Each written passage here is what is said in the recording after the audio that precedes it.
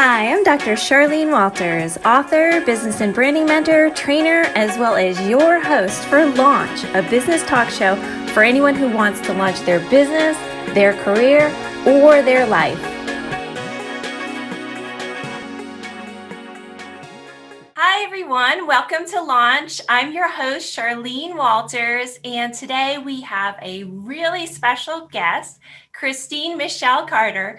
She's a senior contributor for Forbes. She's an author, writer, speaker, and a strong advocate for working moms. Welcome to the show, Christine. Thanks, Charlene. I'm so excited to be here. I am super thrilled. I love your work and everything that you do.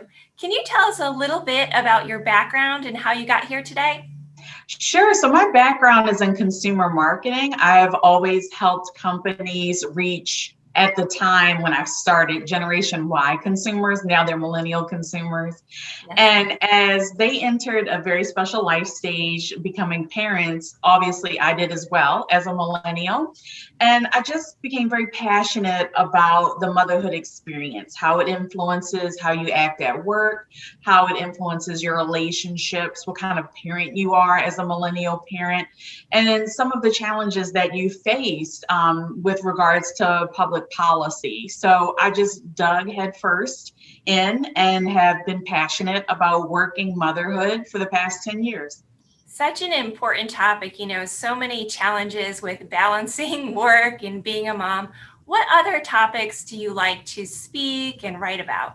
Sure. I'd love to serve as an advocate for Black women in the workplace. So a lot of my articles for ForbesWomen are about some of the challenges that they face in the workplace and their mental health with regards to the workplace.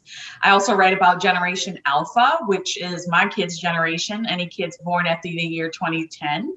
They're the youngest and most diverse generation to date. So it always in some way ties back to the working motherhood experience, but I do branch off into talking about different topics. Yes. Those are very important topics. Can you tell us a little bit more about some of the struggles that Black women face in the workplace? Because I think it's really important for the audience to hear more about that. Sure. So there's a number of different ways that they are struggling in the workplace, even prior to COVID. There's a notion called dog whistle diversity that I wrote about for Time, which is where organizations say that they're interested in diversity, but there are certain tactics that are done that don't necessarily speak to that and kind of are subconsciously hindering the inclusion and the equity of Black women in the workplace. There's also the ambient feeling that they don't belong. They suffer from imposter syndrome. It's very difficult to find safe spaces at work when sometimes you can't even feel like you're bringing your most authentic self, even from a physical perspective, to work. And then recently, not post because we're not out of it yet, but recently, Lean In had a Women in the Workplace study, and they found that only 1 in 3 managers are checking in on their Black employees and their mental health, which is very alarming when you think about how holistically as a society, we're all going through it right now mentally. And to have those women be neglected in the workplace is just devastating. Definitely. It feels like a lot of organizations are setting up these kind of committees, but they're not necessarily doing those things behind the scenes that they should be. So it's awesome that you're out there doing this work and helping to further those initiatives. And you also have a wonderful voice through your writing and speaking. I have so many people ask me all the time how they can get further in terms of writing. Do you have any tips for anyone who's a new writer out there hoping to establish their career? Sure. So I often get that question too, and people want to immediately jump to Forbes. But it took me 14 years of professional writing. I've always been a writer, even as a kid, but 14 years of professional writing to really build the brand that I have right now with regards to writing. I started writing for Forbes 5 years ago, and when I did, I wrote as a ghost contributor under their Forbes Under 30 beat. So I didn't start off as a senior contributor. I definitely worked my way up. What I would encourage new and aspiring writers to do is to build relationships with other bloggers, to build relationships with trade publications or whatever they think their beat or their swim lane or their avenue is going to be when they decide that they ultimately do want to have a beat for Forbes, and build up their portfolio. That's exactly what Forbes would like to see. I don't think that they have any contributors to date who aren't in the C-suite, but I'm sorry, they don't have any contributors to date outside of the contributors who are in the C-suite who don't have a portfolio, and show them the portfolio to show their experience. I think you're so right, because people ask me that too a lot of times. How did you get started with this and that? And they think there's like this quick, easy path. And really, right, it's never like that. And you can never trace exactly what someone else did and have it be successful. I want to go back to something you were talking about a little bit earlier about some of the challenges for working parents during this pandemic. What are some things that organizations can do to help these working parents, working moms particularly, but also working dads in some cases, to make it easier for them? Absolutely. I think the biggest thing is to lead with empathy first. So I think we've all gotten a glimpse into each other's personal lives because there are kids who'll come into videos and dogs that are running in. It's important to continue leading with empathy and understanding, and also understanding that for many professionals, especially working parents, they are struggling to find that work-life balance. So any type of benefits or offerings or even one-on-one coaching that helps the goal of working parents to balance work and life, all the better. I think organizations had no choice this past year but to launch a number of different resources, and how long that will stay post-pandemic is very concerning to me. I hope we will continue to have empathy towards working parents, especially because as a society right now, we're all being more productive than we definitely should be. Yes. And that's discouraging, because that's exactly why our mental health is suffering. So in the future, I'm hoping that organizations continue to lead with empathy for their working parents, and also understand that the way that employees perform during the pandemic is not sustainable. We should not be working this hard because our mental health is really, really suffering. It definitely is. And do you think in your many travels and discussions that organizations are actually becoming better about implementing flexible schedules, giving employees the option of being on video or not? What have you seen out there? So I haven't seen the employees giving the option of being on video or not, and I wish I did, because I definitely have seen in the New York Times the rise of cosmetic surgery and the beauty industry booming, because women tend to be concerned about their appearance on Zoom more than men, and that's a trend that's continuing up. I personally hate being on Zoom, and anytime I can avoid a Zoom call, I'll do it, just because I feel like I can't get that connection really through Zoom video calls as I could in person. So why even bother? What I also find interesting is how conference calls have somehow just disappeared completely. We went from being in the office and remote work being a challenge to now everything has to be video calls, and we don't even have phone calls anymore. It's crazy to me. But I do think organizations are doing a really good job, like I said, of launching different programs for employees. And there are some who are doing better than others. Obviously, Target comes to mind, JP Morgan Chase comes to mind. Companies that are offering flexible work indefinitely, like Twitter, comes to mind. But again, if this will last and if this is sustainable, I don't know. And I don't think anybody can answer that question, really. It's truly an organization by organization basis. It sure is. I mean, it's that kind of hybrid approach I think we'll see moving forward. And a lot of people are suffering from that Zoom burnout. And even so much so, in some cases, with many women who actually left the workforce during the pandemic. We had 2.2 million women leave, as you know. And that's just so alarming on so many levels. Of course, some were furloughed or laid off, but others chose to leave voluntarily. What do you think organizations can do out there to help right this situation and attract more women back to the workplace? I'm loving what I've seen through LinkedIn, which is the ability to now add that you are a mother to your profile. We know that so many recruiters are looking Yes. there. I'm loving the idea that more recruiters are open to the gaps in unemployment and are more willing to listen to the employee's explanation as to why that gap occurred. Yes. Organizations like the Mom Project who champion for returnships. So the ability for a woman when she comes back to the workforce to learn a skill that will help her succeed. There are companies that are offering returnships even without the Mom Project support. So I think that that's the biggest thing, if you ask me. When women return to the workforce, obviously there will be a learning curve. So anytime that an organization can offer a returnship or coaching or sponsor for those women, all the better. I think that that's going to be critical. Those returnship programs are so awesome and so attractive to many women, and just kind of embracing that flexibility, maybe part-time work, all will really help these women come back. And speaking of which, so many parents out there, working parents, men, women particularly, are struggling with work-life balance. Do you have any tips for them in order to help them in that regard?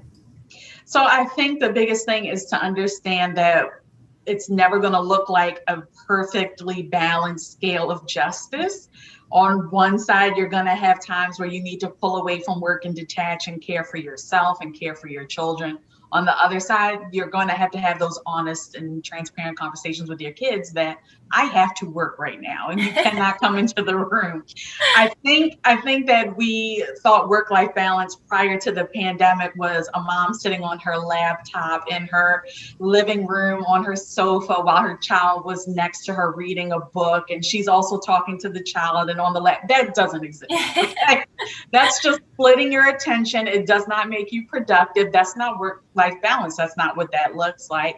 It's going to ebb and flow. And there's going to be times where you have to give your all at work or you have to give your all to yourself and your children.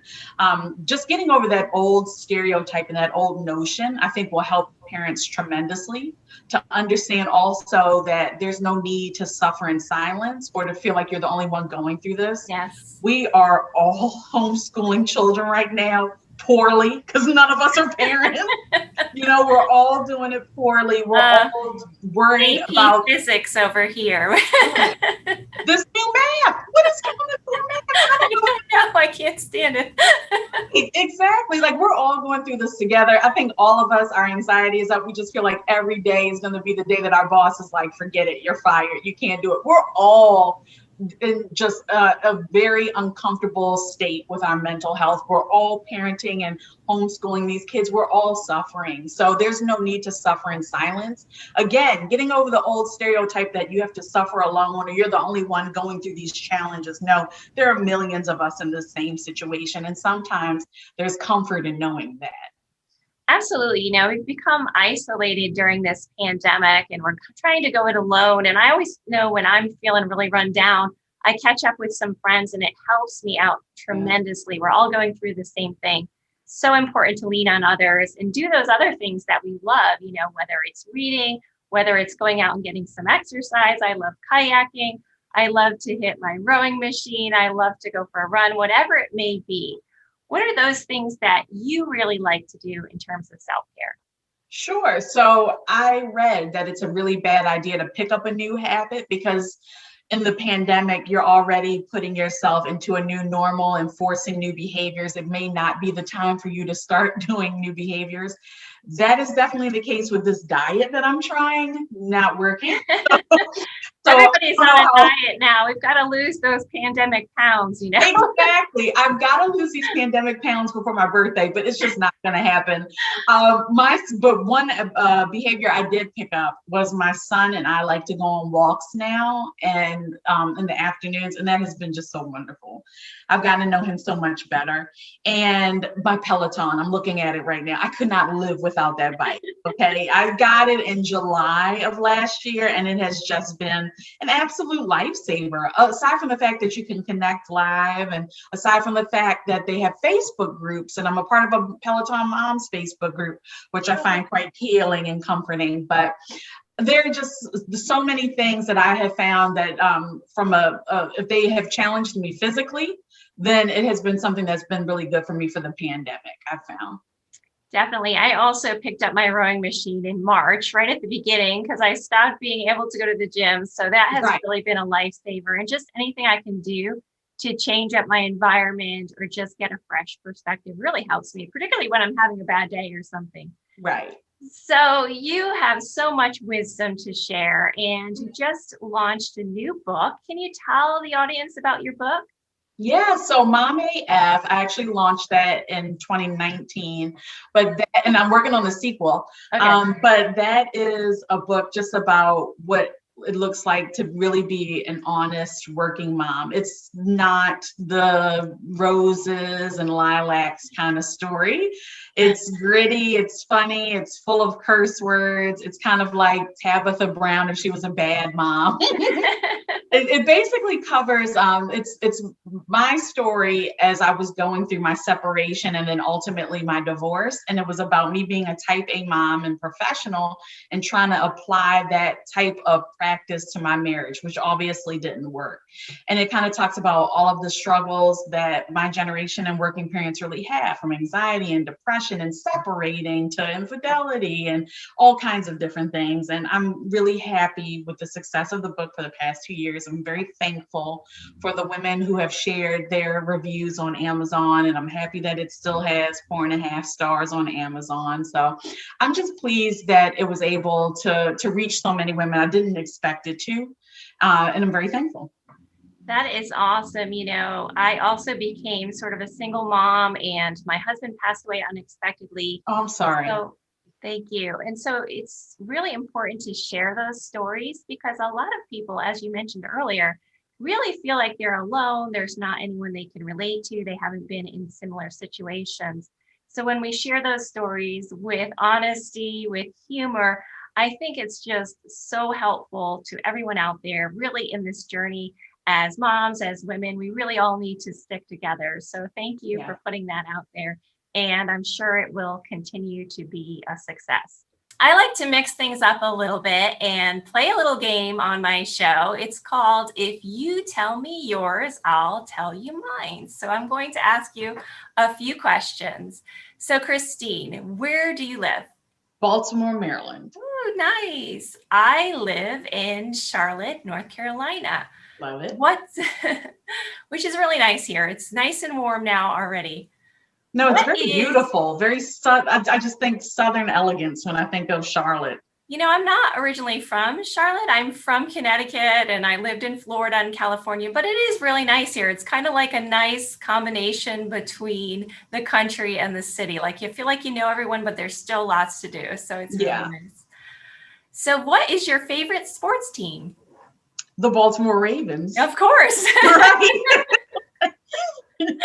Now you make me feel bad, like I should pick something here from Charlotte, but I'm going to go with the New York Yankees because that is my favorite from a long time ago. There you go. No, if it's personal and near and dear to you, there it is. The Ravens are personal and near and dear to me. I'm Baltimore born and raised, so. Oh, that's great. I'm always envious of people that have stayed in one location because I've just moved around so much. It feels like so calm and so nice, and like you could just keep adding to your network. Whereas when you're moving around, you're sort of leaving your heart in different places. So good for you for sticking in there. That's so funny. Grass is always greener because I always admire people who are able to travel and pick up and move to different locations. It's like you get to reinvent constantly. It is always greener, no matter what we think. Pretty much. If you could live anywhere, where would you pick, do you think? I would live in New Orleans. You know what? Yeah, my husband was from Baton Rouge. It's really kind of cool there and so much fun. And we get to visit there a lot. I would probably go back to California if I could choose. I just really liked it there. But you never know what life brings, right? You never know. Hopefully your life brings me a retirement in New Orleans. I'm rooting for you. I'm putting it out there in the universe for you. Thank you. You're welcome. What do you most like to do for fun? Oh my gosh, I enjoy climbing in my bed with my children and just watching TV. We just laugh. We just enjoy each other's company, and we laugh so much that no matter what we watch, it's just a fun time. So that's what I do. That's how I relax. That is a really great way to relax. I find as my girls have become teenagers, it's really hard to get them to agree on any TV show, any movie, anything. And I used to really just love that time too, snuggling next to them, watching something, just kind of unwinding. So I'm glad that your kids are still in there with you. Yes, yes, from your mouth to God's ears. I hope it lasts a little bit longer. I'm sure they will. If you could have lunch with anyone at all, who would that be? Beyonce, always and forever and a day. I'm the biggest Beyonce fan. She is amazing. That would be such a fun lunch. And imagine all the things you can talk about and do. I was just going to say, I'm literally in my office and I have a picture of her hanging on the wall. Oh, nice. What do you like most about her? What do you admire? Her work ethic. I just think it's absolutely incredible. She is meticulous and a perfectionist, and I admire that about her. And she does not take no for an answer from people who have the ability to shut her down all the way to her own team. I just admire that. I think that's admirable too. And I always choose Oprah because, I've watched Oprah for a long time, and she just keeps climbing, doing amazing things. Yeah. Such a strong role model for women. I'd also like to get all of the sharks together in a room and have lunch with them too, and see what they're working on and see what they're up to. Love that entrepreneurial spirit. Oprah would be my number two. I'm obsessed with her too, for the same reason. I think she's built an amazing personal brand. Definitely admirable, but I just love me some Beyonce. That's why she's number one. She's awesome. Let's get them all together, hopefully, and we can all have lunch one day. What do you think? You just brought up a good point about personal branding. Do you have any tips in terms of personal brand? Because I love your tagline, and you can tell everybody what it is, and how you come to brand yourself in the way you have. Mine is the number one global voice for working moms, and that can be substantiated because my writing is read in 150 countries. There's analytics to support that. The voice part of it is because of all of the different methods in which I write. So writing for Forbes and the books and whatnot, and the speaking and podcast appearances. I think it's important to brand yourself, but I also think it's important to have substantiation for however you brand yourself. That's probably the biggest advice I can give with personal branding, especially when it comes to women, because we tend to shy away from putting a stake in the ground and being and roaring. And we absolutely should.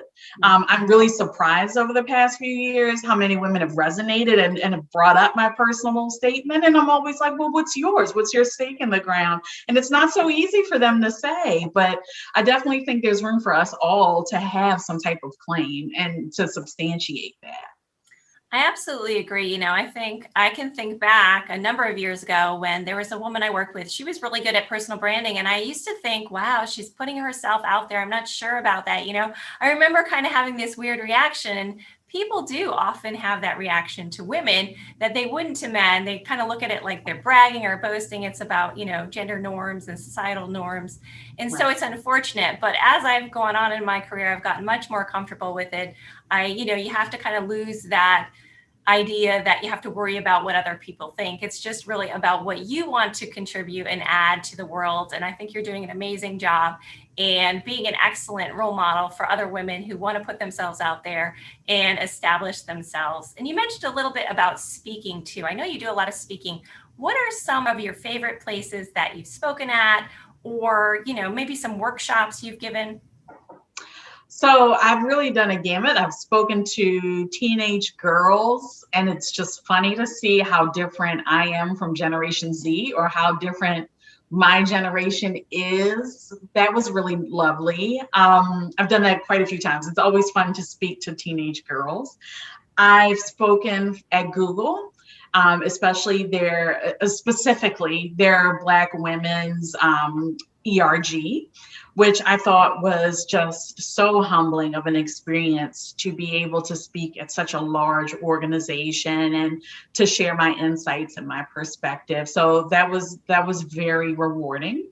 And then my Mompreneur and Me events. So prior to the pandemic, I used to go across the country and just put women in a room and allow them to network and work on professional development skills. And their kids could do an activity, and we would have some of the funnest times. And it was completely free for the women. It was sponsored by brands.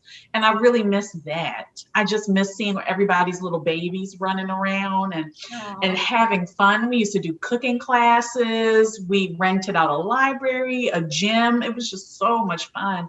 And meeting the women, I miss that too.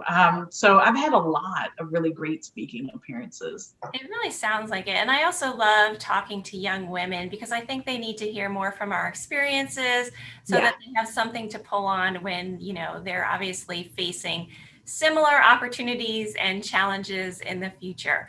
So we're coming to the end here, and it's been so much fun talking to you, Christine. Where can our audience find out more about you?